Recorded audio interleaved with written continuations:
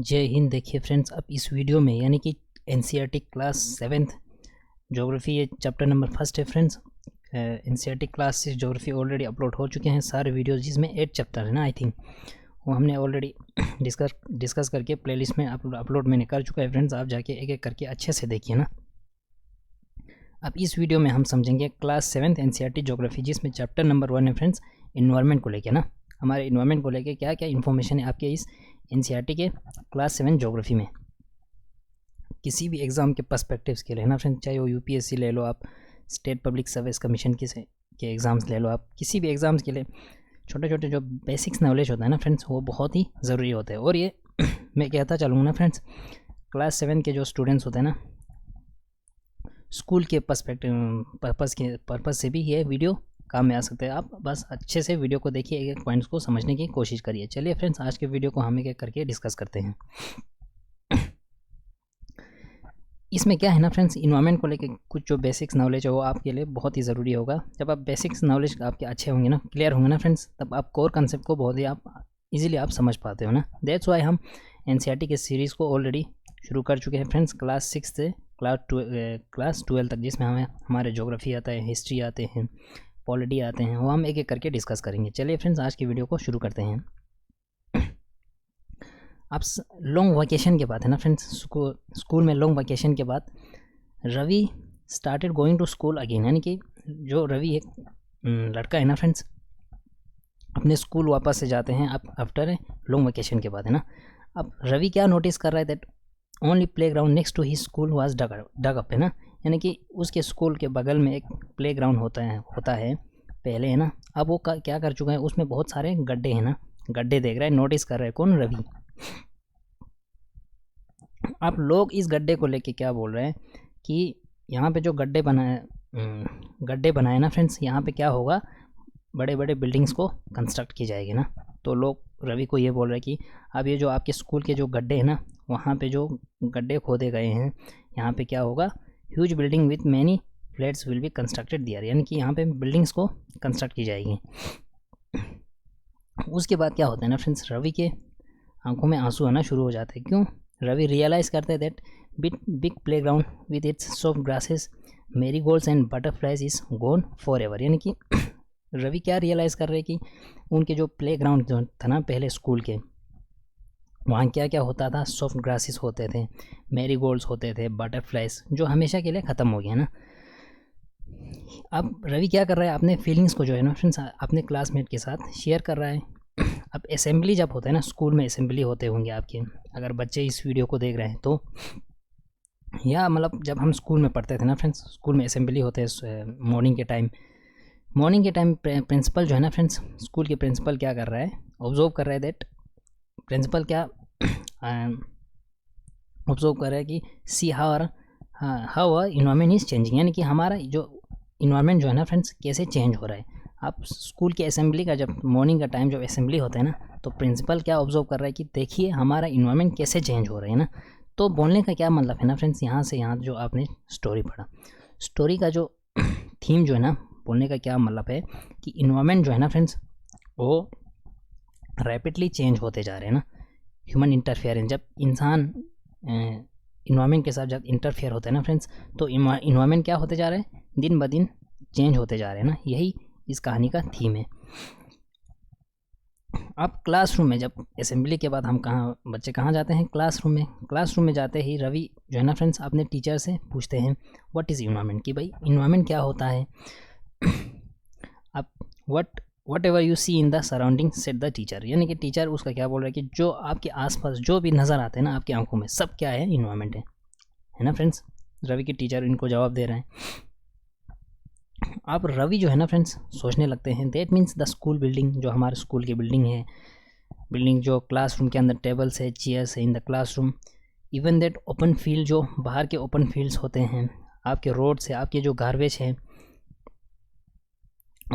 आपके फ्रेंड्स हैं, सारे किस में आते हैं, आपके इन्वायरमेंट में ना। उनके टीचर के हिसाब से तो यही हो गया ना कि जो सराउंडिंग में आपके जो कुछ नज़र आते हैं ना, वो सारे क्या है, इन्वायरमेंट है।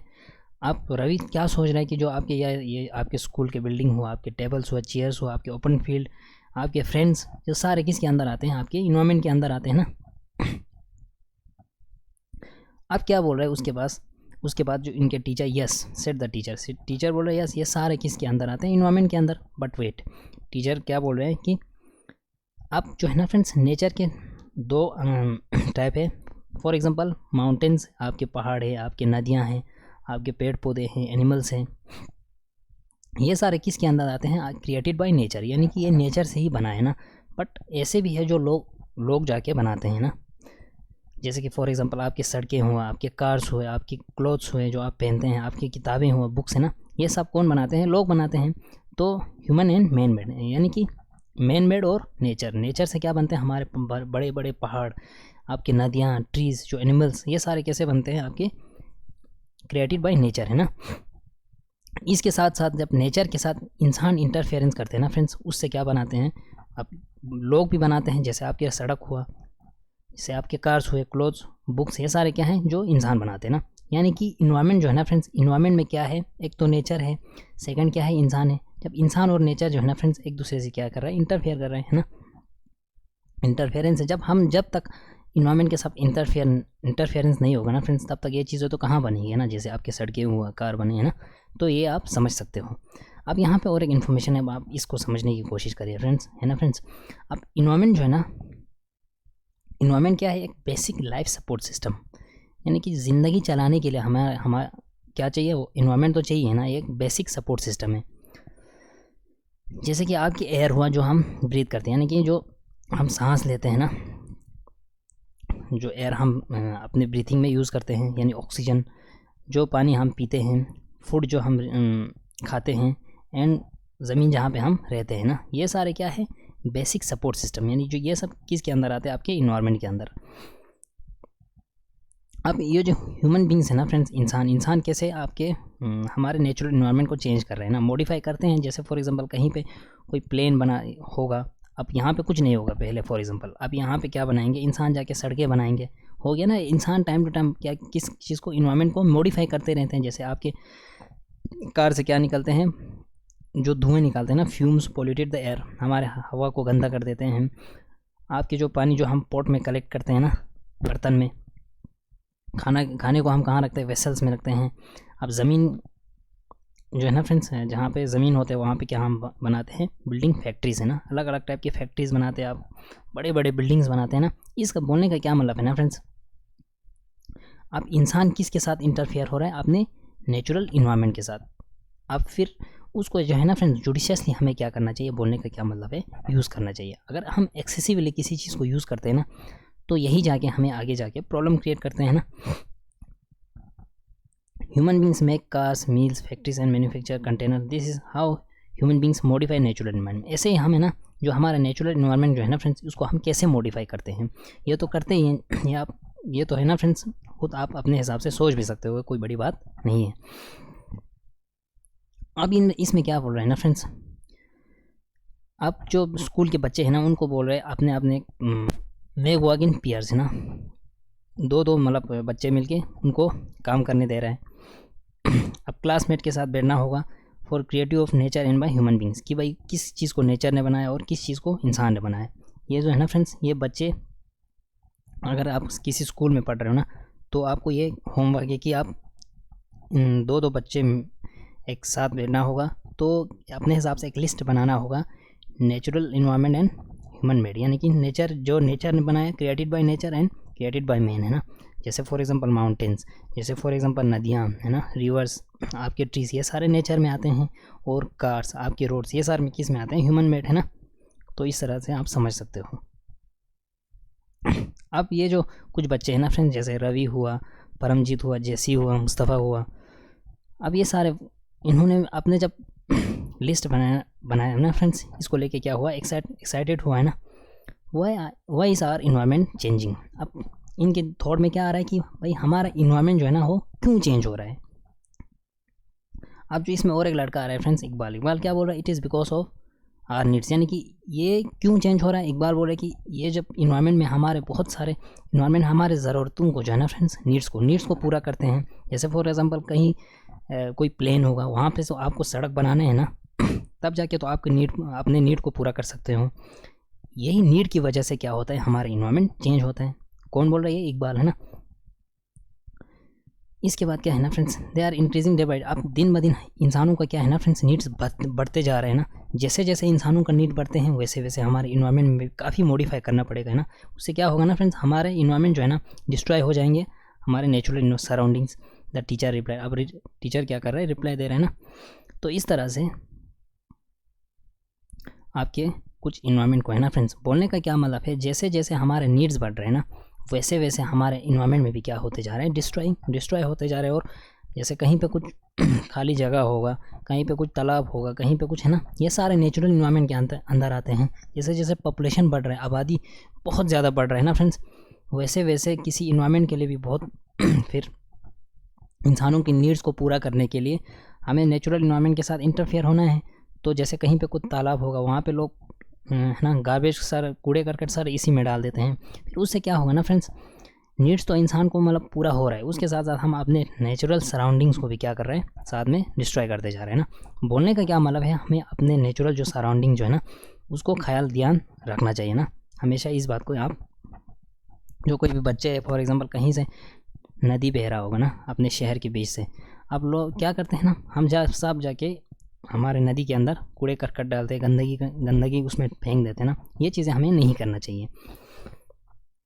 उससे क्या होगा, हमारा जो देश जो है ना फ्रेंड्स उससे स्वस्थ रहेगा ना। कि जहाँ पे आप माहौल को साफ़ रखेंगे वैसे वैसे देश भी आगे आगे बढ़ते जाएंगे है ना।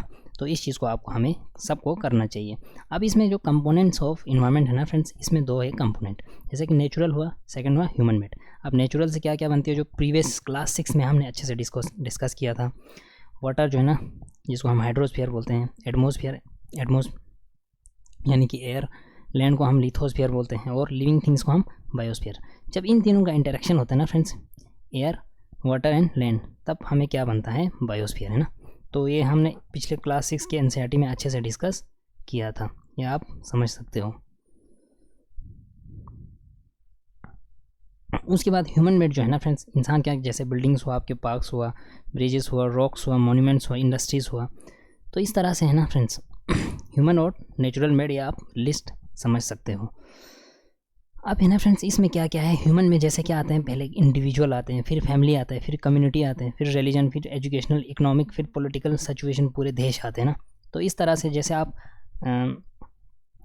जैसे जैसे हायर क्लास में बढ़ेंगे ना फ्रेंड्स, ज्योग्राफी पढ़ते पढ़ते, इन्वायरमेंट पढ़ते पढ़ते, वहाँ पे फिर हमें डिस्कस करना है, जैसे इंडिविजुअल स्पीशीज़ आते हैं, फिर उसके बाद पॉपुलेशन आते हैं, फिर इसके बाद कम्युनिटी आते हैं, फिर उसके बाद इकोसिस्टम आते हैं, फिर उसके बाद बायोम आते हैं, फिर उसके बाद आते हैं आपके पूरा बायोस्फीयर है ना।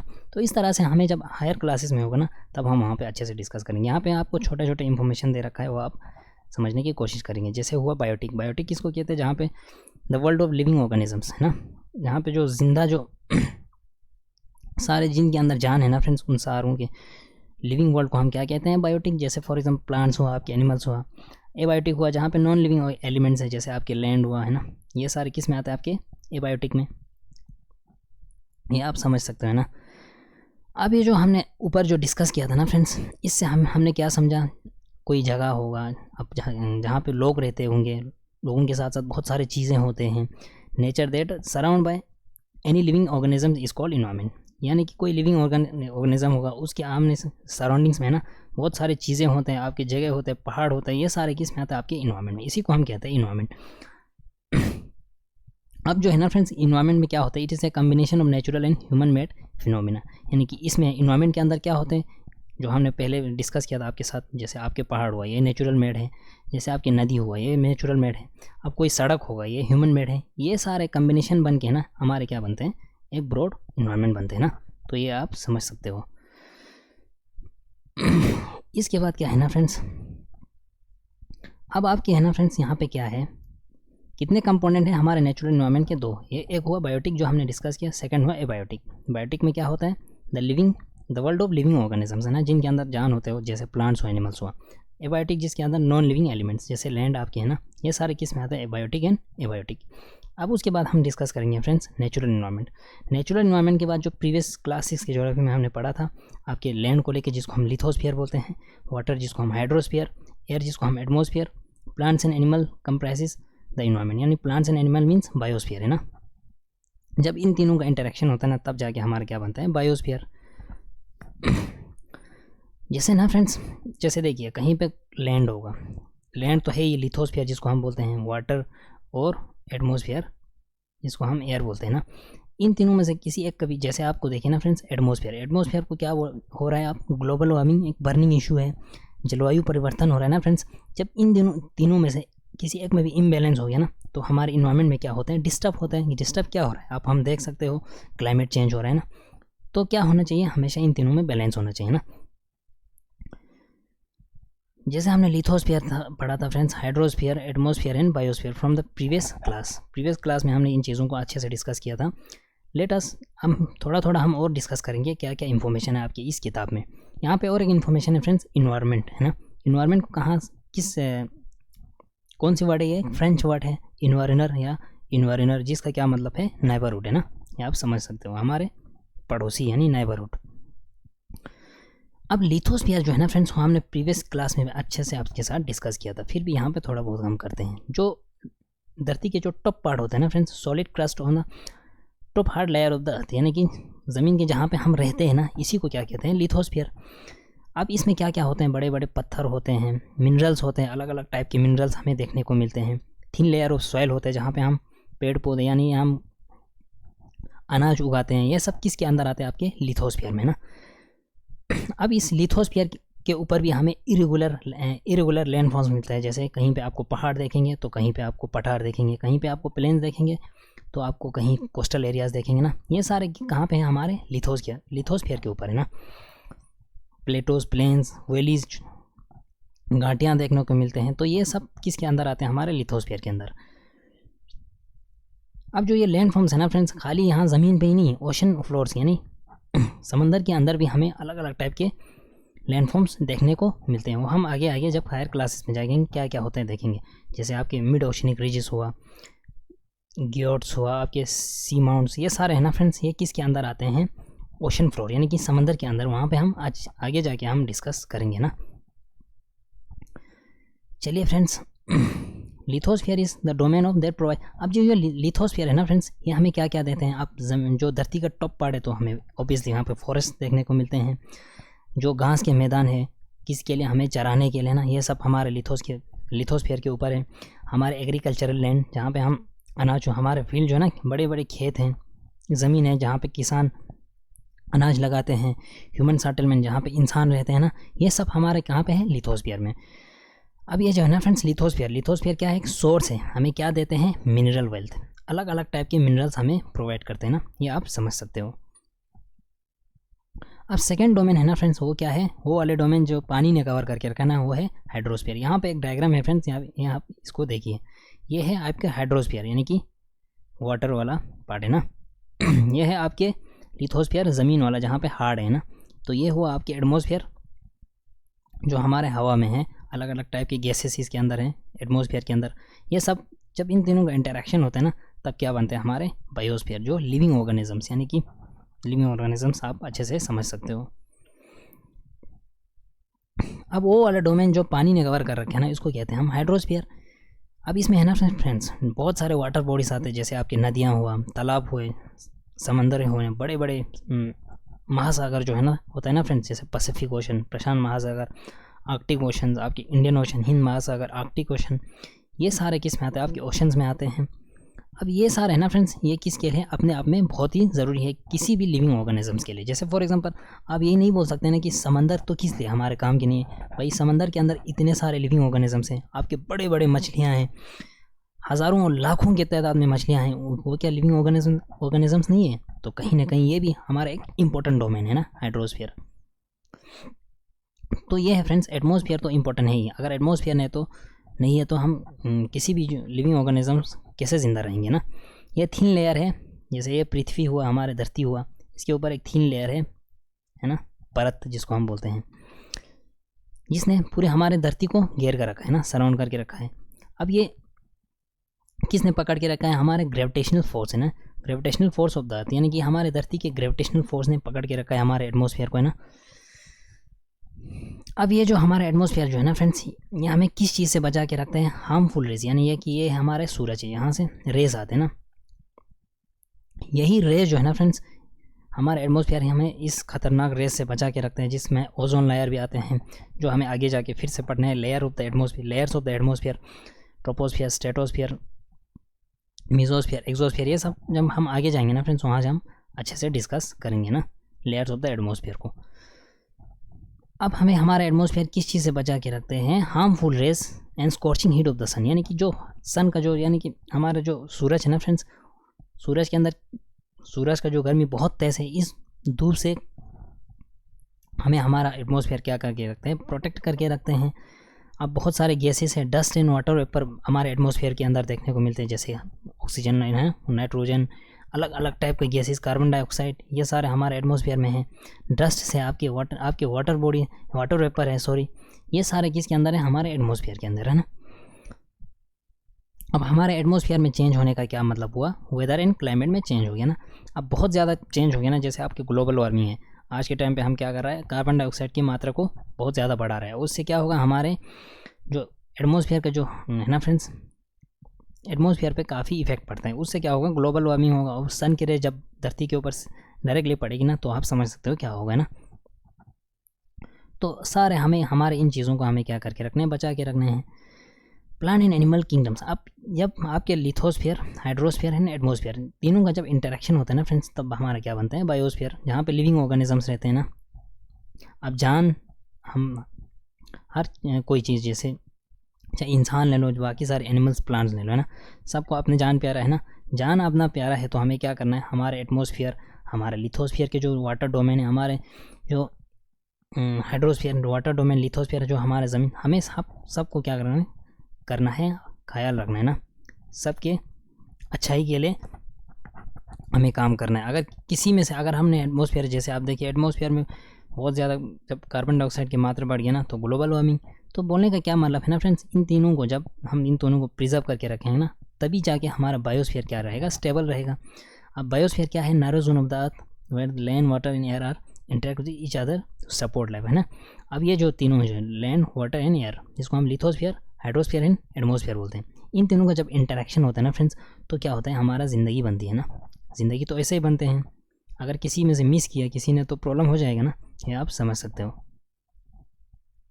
उसके बाद यहाँ पे है फ्रेंड्स इकोसिस्टम। इकोसिस्टम क्या होता है? देखिए, it is a system formed by the interaction of all living organisms with each other and their physical and chemical factors of the environment in which they live, है ना। यानी कि all living organisms, जितने भी, जिनके अंदर भी जान है ना फ्रेंड्स, उनका इंटरेक्शन होना अपने इन्वायरमेंट के साथ, सिंपल है ना इकोसिस्टम। अब है ना फ्रेंड्स, चाहे वो फिजिकल हो चाहे केमिकल, जितने भी चीज़ें होते हैं ना हमारे इन्वायरमेंट के अंदर, इन जैसे आप मान के चले इंसान किसके साथ इंटरेक्शन करता है? अपने इन्वायरमेंट के साथ। ये भी क्या है? इकोसिस्टम के अंदर आते हैं ना। इससे क्या होता है ना friends? Transfer of energy and material. जैसे हम इससे क्या होगा? एनर्जी ट्रांसफ़र होगा ना। जैसे हम अपने इन्वायरमेंट के ऊपर डिपेंड होंगे, वैसे वैसे हमें क्या मिलता है? एनर्जी मिलते हैं ना। ये आप समझ सकते हो। बोलने का क्या मतलब है कि लिविंग ऑर्गेनिजम्स को अपने इन्वायरमेंट के साथ इंटरेक्शन करना, इसी को कहते हैं हम इकोसिस्टम। ये तो बेसिक्स नॉलेज है ना फ्रेंड्स, ये आप समझ सकते हो। अब यहाँ पे कुछ स्टोरीज है फ्रेंड्स, इसको आप अच्छे से आप खुद पढ़ सकते हैं ना, इसको हम मिस करेंगे। All plants and animals and human beings depend on their immediate surroundings. यानी कि हम जैसे मान के चलिए, यहाँ पे कोई भी आदमी खड़ा होगा, वो क्या है? अपने सराउंडिंग्स के ऊपर फुली डिपेंड है ना। जैसे हम अगर अपने सराउंडिंग्स के ऊपर डिपेंड नहीं रहेंगे, तो लाइफ कैसे बनेंगे ना। तो बोलने का क्या मतलब है? चाहे वो जानवर हो, चाहे वो प्लांट्स हो, चाहे वो ह्यूमन बींग्स हो, क्या करते हैं? हम अपने सराउंडिंग्स के ऊपर क्या है? डिपेंड है। ऑफन दे और also inter depend on each other, यानी कि हम क्या है? एक दूसरे के ऊपर डिपेंड है ना। जैसे कि ह्यूमन बींग किसके ऊपर डिपेंड है? प्लांट्स के ऊपर, है ना, एनिमल्स के ऊपर है। तो इस तरह से एनिमल्स भी किसके ऊपर डिपेंड है? यानी कि जो plants, animals and human beings एक दूसरे के ऊपर भी क्या है? इंटर डिपेंडेंट है। अब ये जो है ना फ्रेंड्स, जैसे अब देखिए, हम इंसान किसके ऊपर डिपेंड है? प्लांट्स के ऊपर है ना, inter dependent on each other. इसके साथ साथ हो रहा है ना, जैसे आप लिविंग ऑर्गेनिजम्स अपने आप में भी इंटरेक्शन है, और इसके साथ साथ अपने सराउंडिंग्स के ऊपर भी डिपेंड है। आप जैसे देखिए, जैसे हम इनके ऊपर डिपेंड्स हैं, ये किसके ऊपर है ना? अपने सराउंडिंग्स के ऊपर। तो इस तरह से एक है ना फ्रेंड्स, इसी को हम क्या कहते हैं? इकोसिस्टम। यानी कि for example, the relation between the living organisms as well as their relation with between the organism and their surrounding from an ecosystem, form an ecosystem. इससे क्या बनता है हमारा इकोसिस्टम, यानी कि लिविंग ऑर्गेनिजम्स भी एक दूसरे के ऊपर डिपेंड है और अपने साथ साथ अपने इन्वायरमेंट के यानी अपने सराउंडिंग्स के ऊपर भी डिपेंड है। इसी को हम क्या कहते हैं, इससे क्या बनता है हमारे इकोसिस्टम, है ना। अब इकोसिस्टम को बैलेंस रखने के लिए हम सबको क्या करना है, हमारे इन्वायरमेंट जो है ना फ्रेंड्स, इसको साफ़ सुथरा रखना है ना, ये आप समझ सकते हो। There could be an ecosystem of large rain forest, grassland, desert, mountain, lake, river, ocean and even a small pond, ये ना, ये सारे क्या है इकोसिस्टम है ना फ्रेंड्स। जैसे रेन फॉरेस्ट है, आपके ग्रास लैंड्स है, आपके डेजर्ट है, आपके माउंटेन्स है, नदियाँ हैं, ओशन है, ये सब क्या है ना फ्रेंड्स हमारे इकोसिस्टम है। जैसे आप ओशन ले लीजिए, ओशन के अंदर क्या होते हैं फिशेस, बड़े बड़े मछलियाँ होते हैं। मछलियाँ क्या है वहाँ के इन्वायरमेंट के ऊपर डिपेंड है, तो है ना फ्रेंड्स, ये सारे क्या है अपने आप में सारे इकोसिस्टम। अगर रेन फॉरेस्ट में जाएंगे ना, रेन फॉरेस्ट जहाँ पे बहुत ज़्यादा फॉरेस्टेड एरिया है, जंगल है, बड़े बड़े हैं, अमेज़न जाइए आप वहाँ पे, है ना। तो अब क्या है ना फ्रेंड्स, वहाँ पे भी लिविंग ऑर्गेनिजम्स एक दूसरे के ऊपर क्या है डिपेंड है, तो उससे भी क्या बना एक इकोसिस्टम बनी। ग्रास लैंड है, वहाँ पे भी एक इकोसिस्टम बनते हैं। डेजर्ट है ना, अपना एक इकोसिस्टम है। तो है ना फ्रेंड्स, ये सारे क्या है अपने आप में सारे इकोसिस्टम। माउंटेन के अपने इकोसिस्टम होते हैं, लेक के अपने इकोसिस्टम होते हैं, इवन कि स्मॉल जो छोटे छोटे तालाब होते हैं ना, वहाँ के अपने इकोसिस्टम होते हैं ना। तो ये आप समझ सकते हो। अब यहाँ पे बोल रहे हैं फ्रेंड्स, अब वो पार्क जहाँ पे रवि एंड हिज फ्रेंड्स खेलते हैं ना, वो क्या इकोसिस्टम है? हाँ बेशक है, क्यों नहीं, है ना, ये आप समझ सकते हो। अब यहाँ पे और एक टर्म है फ्रेंड्स, बार्टर सिस्टम। अब 5 जून जो है ना फ्रेंड्स, 5 जून पूरी दुनिया में क्या किस दिन को माना जाता है? World environment day. इसको आप याद रखिए ना, ये छोटे छोटे एग्जाम में पूछे जाते हैं। अब बार्टर सिस्टम क्या होता है? It is trade in which goods are exchange without the use of money. यानी कि आप ये क्या होता था ना फ्रेंड्स, पुराने ज़माने में ज़्यादा यूज़ होते थे, पिछले एंशियंट टाइम पे के लोग क्या करते थे ना, जैसे किसी को कुछ लेना होगा किसी से, अब उसको पैसे के बदले में क्या देता था, और कुछ सामान देता था जो उसके लिए ज़रूरत है ना। इसको क्या कहते हैं हम? Barter system. जैसे चीज़ों को लेने के लिए उसको और कुछ देते थे, ना कि कैश देते थे ना। इसको हम कहते हैं बार्टर सिस्टम। ये आप समझ सकते हो। उसके बाद क्या है ना फ्रेंड्स, ह्यूमन इन्वायरमेंट क्या होता है हम देखेंगे। अब ये आई थिंक लास्ट टॉपिक है ना इस चैप्टर के। अब जो है ना फ्रेंड्स, इंसान भी क्या करते हैं, इंटरेक्ट करते हैं अपने इन्वायरमेंट के साथ, एंड अपने जो इन्वायरमेंट को हम क्या कर रहे हैं, मॉडिफाई कर रहे हैं अपनी नीड के हिसाब से। जैसे कि भाई कहीं पे कुछ इन्वायरमेंट होगा, अब इस इन्वायरमेंट पे जैसे फॉर एग्जांपल आपको सड़क बनाना होगा ना, इस चीज़ को आप तो मॉडिफाई कर रहे हो ना अपने नीड्स को पूरा करने के लिए। अब जो अर्ली ह्यूमन एडेप्टेड जो है ना फ्रेंड्स, पुराने ज़माने में क्या करते थे लोग, themselves to be natural surroundings, मतलब ऐसे ही बैठ जाते थे किसी भी नेचुरल सराउंडिंग्स के ऊपर। अब क्या हो रहा है, दिन ब दिन इंसानों का नीड बहुत ज़्यादा बढ़ रहा है, तो हम उसी हिसाब से अपना इन्वायरमेंट जो सराउंडिंग्स है उसको भी मॉडिफाई कर रहे हैं ना फ्रेंड्स। इससे क्या होता था, जो पुराने लोग हैं ना फ्रेंड्स, अपने सराउंडिंग्स में इतना मतलब वो, जैसे फॉर एग्जांपल आप पुराने अगर देखेंगे ना, तो लोग इतना मतलब मॉडर्न नहीं थे ना, लोग इतना हाईली, अब जैसे जैसे लोगों का नीड्स बढ़ रहे, उतना नीड्स भी नहीं थे तब के ज़माने में। अब जैसे जैसे इंसानों का नीड्स बढ़ रहे हैं, वैसे वैसे हम इन्वायरमेंट को भी मॉडिफाई कर रहे हैं ना। इससे क्या होते थे पुराने ज़माने में, simple life and fulfil there requirements from the natural around them. जैसे जैसे उनका नीड जो है ना फ्रेंड इतना ज़्यादा नहीं होता था, तो उनका ज़िंदगी भी क्या था, सिंपल थे ना। अब उसके बाद क्या हुआ फ्रेंड्स, आज के टाइम पे आप देख सकते हो इंसानों का नीड और डिज़ायर कितना हाई होता है ना। हमें अपनी ज़िंदगी में मतलब अपनी लाइफ में अगर एग्जांपल लेंगे, क्या क्या ज़रूरत है, जैसे आपकी किताब, बुक्स, आपके कपड़े, आपके मोबाइल फ़ोन, लैपटॉप, ये सारे है ना फ्रेंड्स। जैसे जैसे इंसान जो है ना फ्रेंड्स तरक्की कर रहे हैं, विकास कर रहे हैं, वैसे वैसे इंसानों का क्या हो रहा है, नीड्स बहुत ज़्यादा बढ़ रहे हैं ना। अब इंसानों ने क्या सीखा है, learn new ways to use and change the environment, कि भाई हम अपने माहौल को जो है ना वो चेंज करना बहुत ज़्यादा सीखा है। जैसे हमने सीखा है कि क्रॉप्स को कैसे उगाना है। पहले स्टार्टिंग में तो मतलब लोग क्रॉप्स भी उगाना नहीं जानते थे ना, फिर आहिस्ता आहिस्ता इंसानों ने क्रॉप्स उगाना सीखा। एनिमल्स को डोमेस्टिकेट कैसे करना है इसको भी सीखा। उससे क्या हुआ, एक सेटल लाइफ बने। मीन्स पहले क्या थे ना फ्रेंड्स, लोग भी मतलब एक दूसरे जगह जाते रहते थे। फिर उसके बाद जैसे जैसे इंसान ग्रो होता है ना फ्रेंड्स, डेवलप होते हैं, वैसे वैसे फिर ह्यूमन सेटलमेंट होना शुरू हो जाते हैं ना। फिर कैसे हुआ, हमारा व्हील जो है ना फ्रेंड्स वो इन्वेंट हुआ। फिर सरप्लस फूड जो है ना वो प्रोड्यूस करना शुरू किया, जैसे बहुत ज़्यादा मतलब है ना फ्रेंड्स अनाज उगाने लगे इंसान। फिर बार्टर सिस्टम इमर्ज हुआ, बार्टर सिस्टम जहाँ पे गुड्स को गुड्स के साथ एक्सचेंज होता है ना कि पैसे के साथ। फिर ट्रेड स्टार्ट हुआ, व्यापारी करना इंसान ने सीखा। फिर कॉमर्स डेवलप हुआ, इंडस्ट्रियल रिवोल्यूशन हुआ। फिर आहिस्ता आहिस्ता अब लार्ज स्केल प्रोडक्शन होना शुरू हो गया। फिर जैसे जैसे इंडस्ट्रियल रेवोल्यूशन होता है ना वैसे वैसे क्या हुआ, इंडस्ट्रीज़ में ना बड़े बड़े फैक्ट्रियाँ बने, बहुत ज़्यादा प्रोडक्शन निकालना शुरू कर दिया इंसानों ने, है ना। Transportation become the faster. आप आज के टाइम पे आप देख सकते हो बुलेट ट्रेन, हवाई जहाज़ है ना, ये सारे टाइम टू टाइम डेवलप हुआ। इंफॉर्मेशन रेवोल्यूशन हुआ, made communication easy and speedy across the world. अब आप देख सकते हो इंटरनेट का ज़माना है, आप चाहे वो यूएस में हो चाहे वो इंडिया में, है ना, 1 सेकेंड में आप इंफॉर्मेशन रेवोल्यूशन हुआ विद कम्युनिकेशन बहुत ज़्यादा इजी हो गया ना फ्रेंड्स पूरी दुनिया में, है ना, ये आप समझ सकते हो। यह हम डेली की लाइफ में देखते रहते हैं।